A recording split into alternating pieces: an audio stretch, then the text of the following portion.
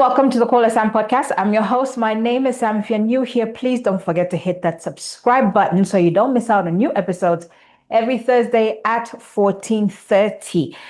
Today is a pretty special episode today. October is Breast Cancer Awareness Month. It's a time to create awareness, honor the millions of lives affected by breast cancer, and reaffirm our global commitment to equitable access to care and improved survival for all. So October is Breast Cancer Awareness Month. If you are not aware, now you know. And I have my special guest on today, Mbale Siamianze. She's 33 years old, a business lady.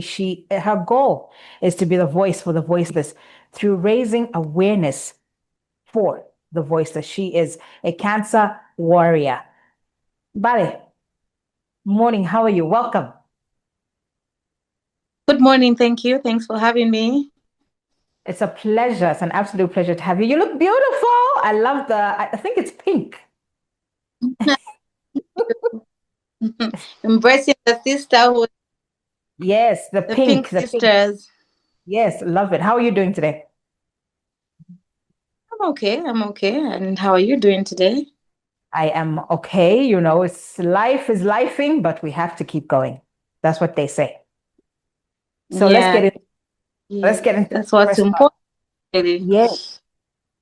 So getting to it, when you are you're a cancer survivor, you're in remission. For me, I feel like you're still a cancer survivor. Oh, yes, I am. By the grace of God, I believe that I'm cancer free. Yes, amen, amen. Now, when you first heard the word cancer, that you were diagnosed with cancer, what was your immediate thought or reaction that went through your mind?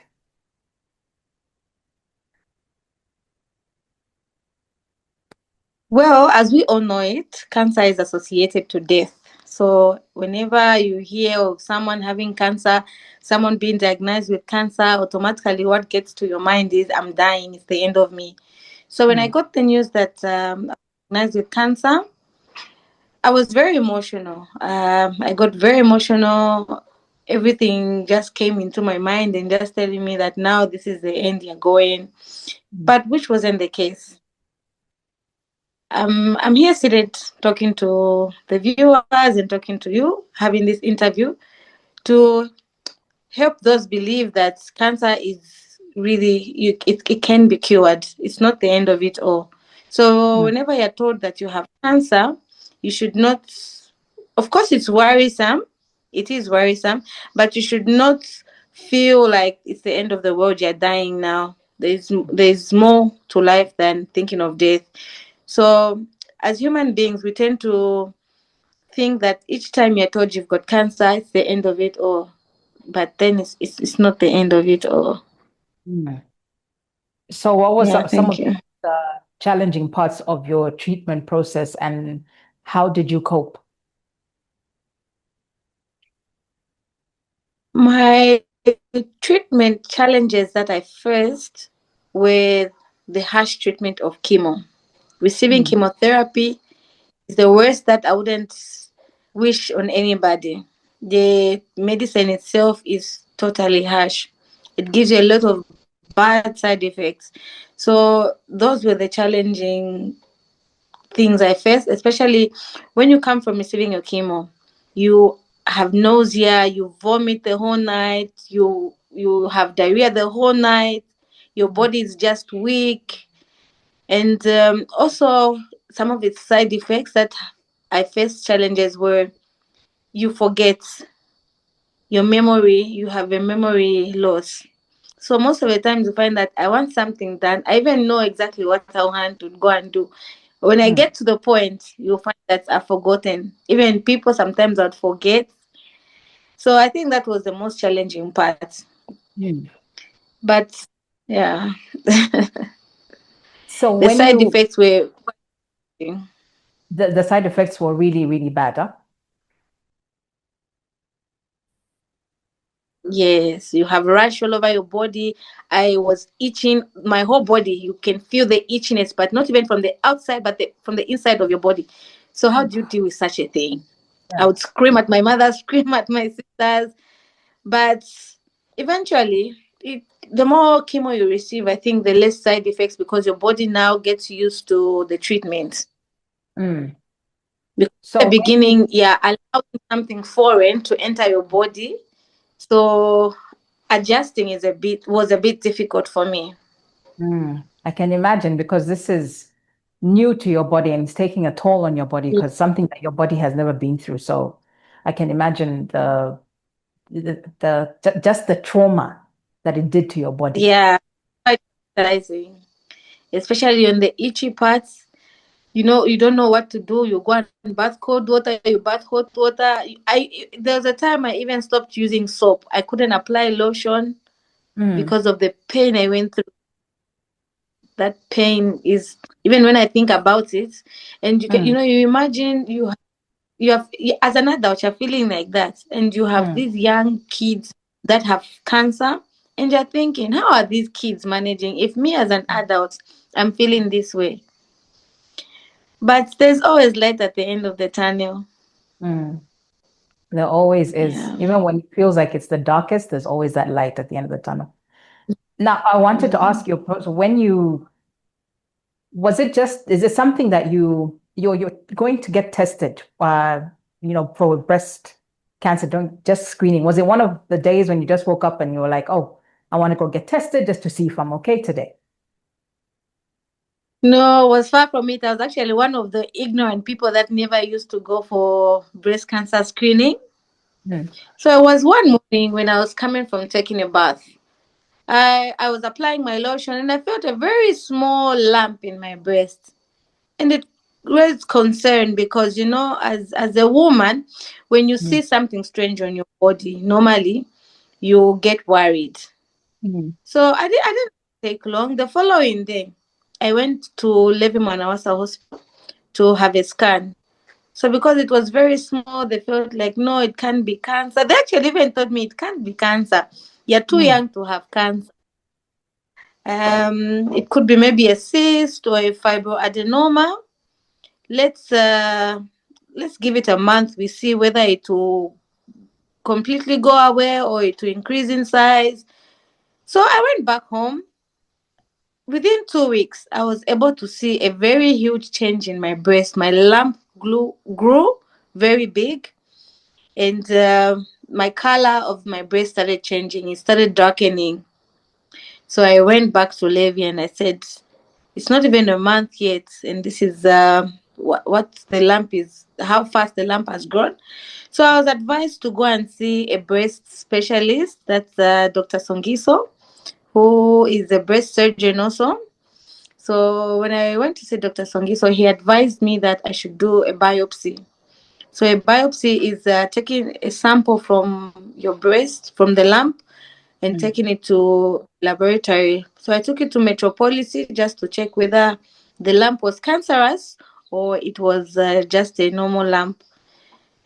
So results take 2 to 3 weeks. I waited. They emailed me the results, and the results came out. I was positive for cancer, and that was quite devastating for me. I mm, rushed to go and see my mom. I told her about it.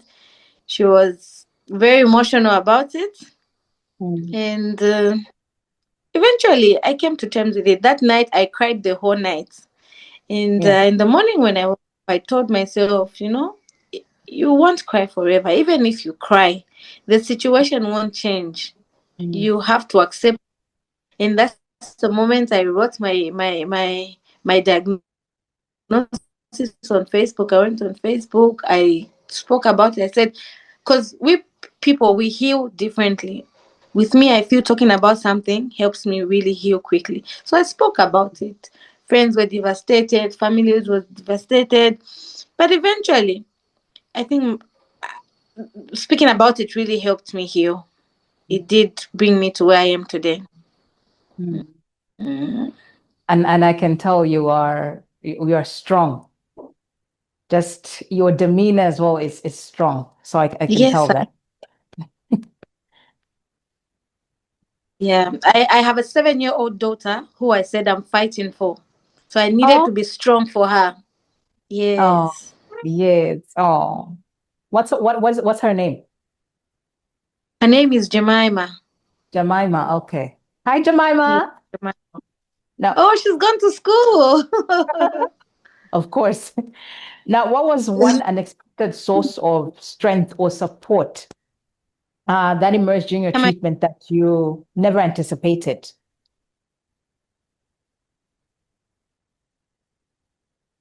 pardon?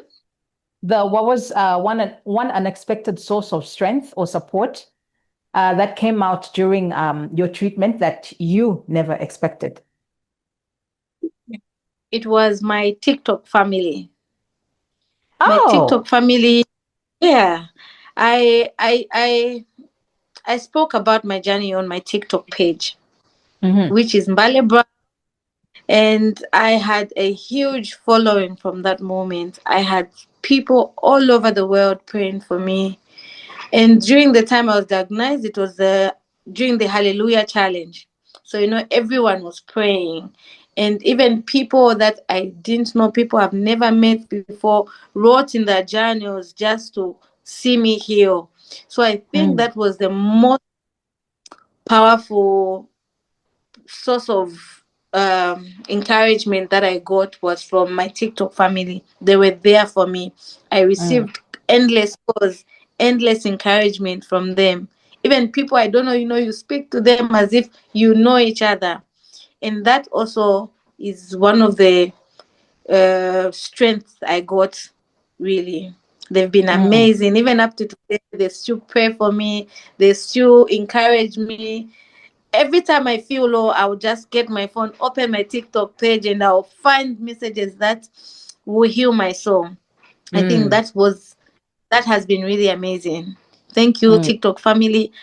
To appreciate you up to today. Amazing, amazing. Now you're in remission. Yes. So, what does the word remission actually feel like on a day-to-day basis? Is it a finish line or more of a sustained journey? Scientifically, it's not the finish line. Mm, But I think with when you look at religion, for me, I believe that I'm healed. So for me, that is my finish line. But I still need to do radiation.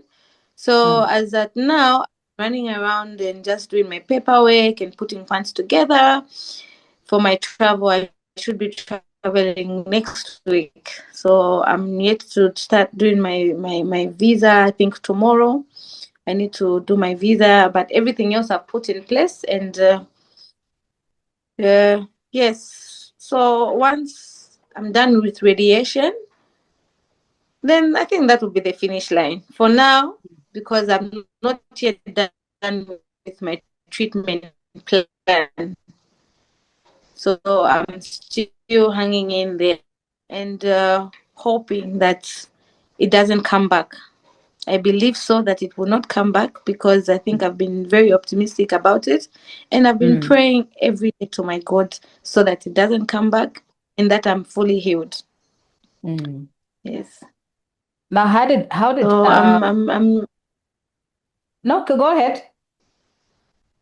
no. So I was about to say I'm scheduled for my trip to India next week for radiation. Oh, okay, Yeah. okay, perfect, amazing. We'll be praying for you. I'll be praying for Please you do. personally. Now, how did cancer test your relationships and what did you learn about the nature of true friendship or partnership through the process? Because, things, when big life-changing things happen, you tend to lose a few people along the way. Most people don't understand what's happening. Most people just don't want to understand or they don't want any part of it. So how did it change the way you define your test? Should I say, how did cancer test your closest relationships? Well, when you talk of friendships, it's true that when you are facing life challenges, that's when you know who your true people are, who your true friends are. With me, I'll be very honest. I think with cancer, most people tend to reject you. You Mm, get rejected. I'll speak based on my personal experience. I think my friends have neglected me, and some were there in the beginning, but I'm sure along the way they got tired because I'm sure you're looking at different lifestyles now. You're not in their league anymore. You're sick. They can't, you know. So with me, I feel like my family has really played a very important role in my life during this period, and I can only count on them. I can only give thanks to them because with friendships, most of my friends have detached themselves from me. Mm. Reason being, I don't know, maybe they got tired, maybe they were discriminating, or you never understand. But I think my family has really been there for me. They've been very supportive, especially for my mother and my sister, my immediate sister, our firstborn sister has also been in and out of hospital. She's been battling with sugar. She's diabetic, so her diabetes has been pretty bad. So she hasn't been so much, but she's been supporting me through phone calls, encouraging me. But my mother and my older sister were they have been very supportive. And Mm. my other relatives have been there, have received phone calls, have received encouragement. But with friendships, you expect people that you were with on a daily basis, speaking to them every day. You expect them to be your people, your go-to people who are going to be there for you every moment of your journey. But sadly, it was never the case. Oh. But how did So that that make you has really, feel? it's terrible. It's a terrible feeling. It's a Mm. terrible feeling because you expect your friends to be there. My mom is aged, but you look at how strong she's been there for me. You Mm. wish if those were friends taking my mother's place, because those are people who are supposed to take the step of now familyhood. But sadly, we live in a different generation now. Mm. Yeah. Which brings me to that saying that says, when times are hard or when days are dark, friends are few. So that's really Yes, unfortunate. very true. That's so unfortunate. I'm sorry you're going through that. But how did cancer change the way you define personal identity? Also,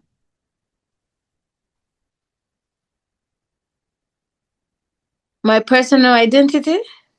How did it change the way you define your identity? Like, do you feel like a different person today than you did before?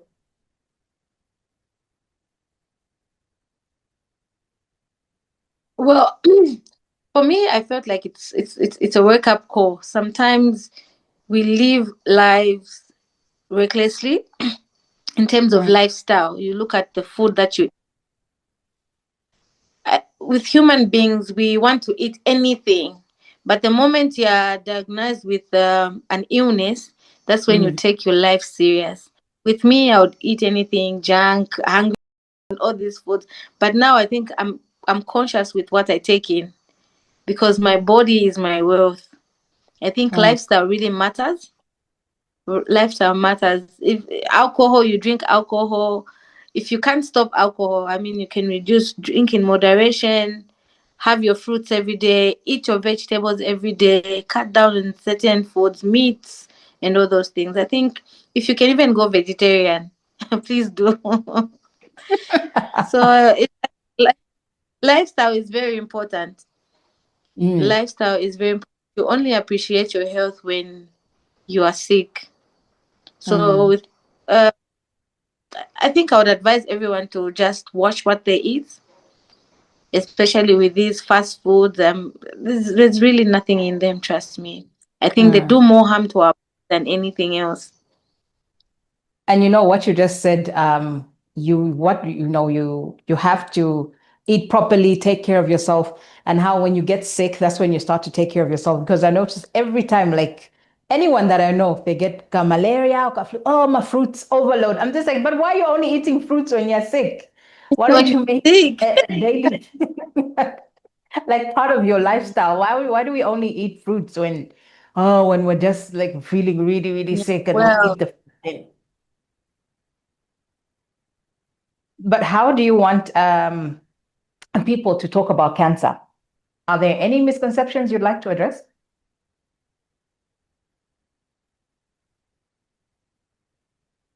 well, I think when it comes to just stigmatization, most people think that when you have cancer, you can spread it to another person. Like during the time I was receiving my treatment, I we mingled with so many people because I was doing the communion one where I felt I needed to learn things from different life works of life, because Mm, you have people that come to the compound, people that don't understand what cancer is. All they know is I've got cancer, I'm going to receive my treatment. They don't even understand what that is. So, you get to interact with people. So there's a lady I interacted with one time. She was like, where I'm coming from, I can't use their spoon. I can't use their plates. I can't use even their soap. I'm using everything by myself. My in-law actually doesn't even want me to touch the kids anymore because she says I'll give them cancer. So I think I would like to let people know that cancer is not contagious. mm, You have to really support people that are fighting it. They need your support more than anything else. Because at that point is when they break. Because when you're alone, you're not around your friends, you're not around your family, and people that love you is when you mm, feel neglected more. So if such things are happening in homes, what do you do? One can easily just die. So that is one thing that people need to know of. And there are people that, like I said, people think when you have cancer, that's the end of you. You're dying. I've had mm, people that I met, maybe they received their first, second chemo, they're not coming. You call them, they're not picking up. You call them, they pick up. You ask them, why haven't you been coming? Oloti bwele kuchita receive treatment after rot is off. So they don't believe that you can actually heal from cancer. So I think it's very important that we raise awareness, especially in the compounds. People don't really understand what this is. mm. Yeah. The part that's made me like just basically maybe set up is a part where you said people think it's contagious. So there isn't Mhm. much awareness around breast cancer for people to think it's contagious. Yes. Especially those that are not well educated. Um, because even the treatment, like I said, the treatment is very harsh. So you have a lot of bad side effects. Your Mm, nails will change, they'll become black. Your palms, my palms were dark. Dark as mm, in dark, dark, dark. My feet were dark. Your skin changes, your eyes, the color changes, you lose a lot of weight, you just deteriorate. So when someone looks at you, automatically they think, oh, nice was that pasa cancer. But mm, that's not the issue. So mm. I think it's very important to raise awareness, to go and speak about it in these areas. People need to know what it is. Like I think with HIV, people are well educated. With HIV, people speak about it everywhere. People know that there was a lot of sensitization. Then we talk about it on TVs, on radios, everything. But with cancer, I feel people only talk about it during this month. But I think it should be, people should talk about it more often. Yeah, all year round. Yes.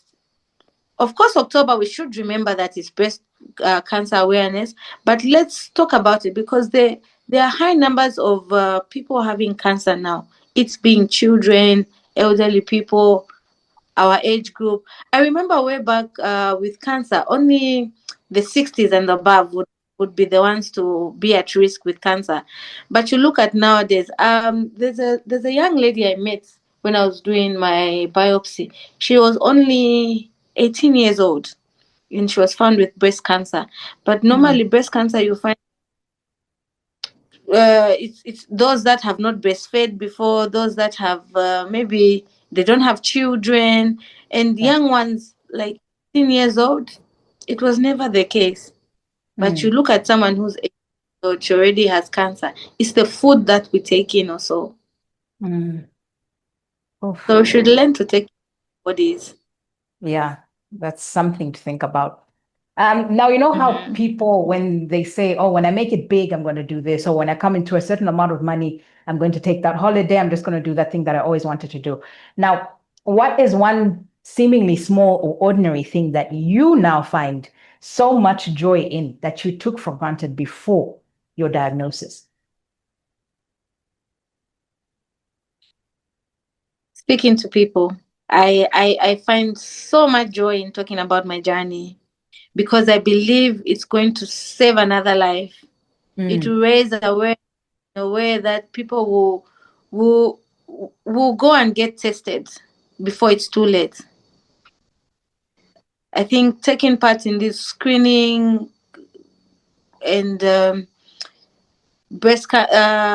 yeah, taking part in the screening breast cancer programs where you listen to uh programs around. I think that has really made me feel happy because when I look at where I'm coming from, people who've been praying for me for my healing as well are people I've never known.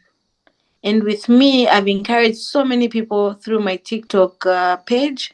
I've had even elderly people coming in my inbox, how inspired they are by my journey and how Mm. they had not opened up to people. Even some of their relatives never knew they had cancer because they had been in the cocoon and not letting it out. So I feel I've saved lives.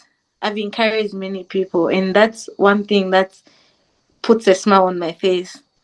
I've had disturbing comments on my TikTok because sometimes I go off without my shirt, and as you know, I had a bilateral mastectomy, Oh, okay.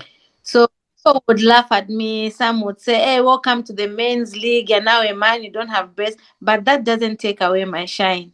I think I'm one person who loves who I am, and Mm. the hateful comments, I just brush them aside. Those that feel encouraged, they do feel encouraged. I respond to them. We laugh, we pray together, and life goes on. Today, I'm a better person because I'm able to put hope in someone's life. That is powerful. That is powerful. Yeah. Now, for someone who's watching and who is currently supporting a loved one or going through it themselves, what's the most practical way the person that is supporting someone who's going through cancer, that the most practical way they can offer help, and someone who's going through it, how they can deal with it on a daily basis? Okay.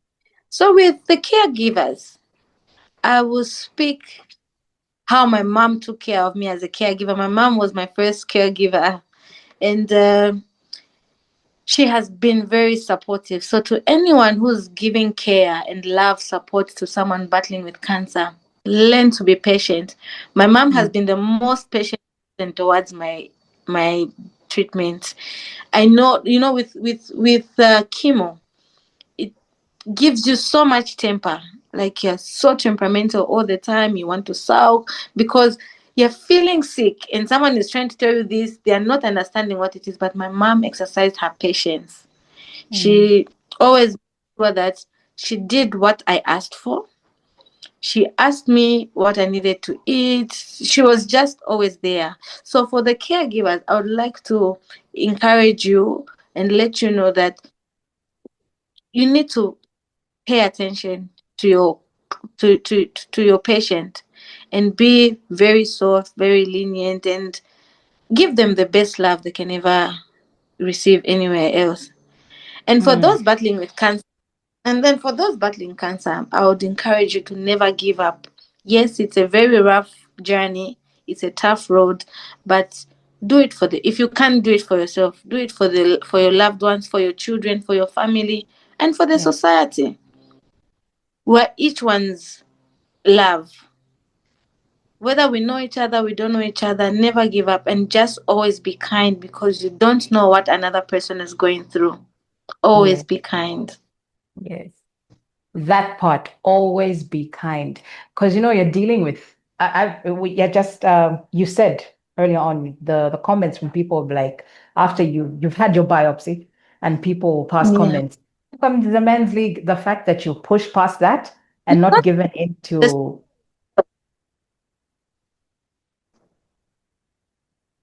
sorry? not the biopsy. The biopsy is what is done before the surgery. So the Oh, surgery sorry, itself, you yes. find. Yes, The yes, yes. I'm still learning the terms, but the part where That you've had your breast removed and people come with all these mean comments. Like I said earlier on, you've soldiered through it, you've gone past it, and you decided to not let it get in your head or get you down. That is amazing. I commend you for that right there, because that's not easy.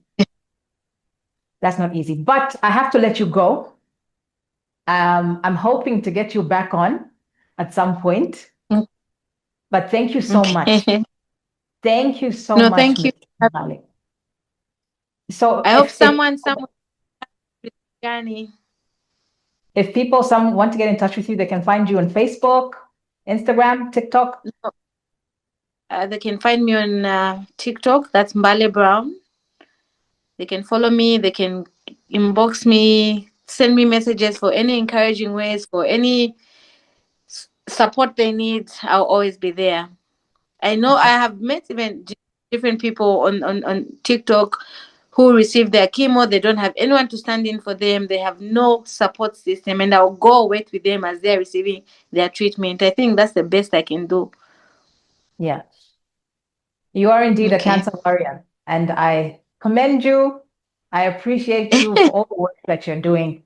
Thank you. You're just fine. Thank you so much for coming through and speaking to me. All right. Thank you so much. Bye bye. Bye. So I'll see you guys next week, Thursday.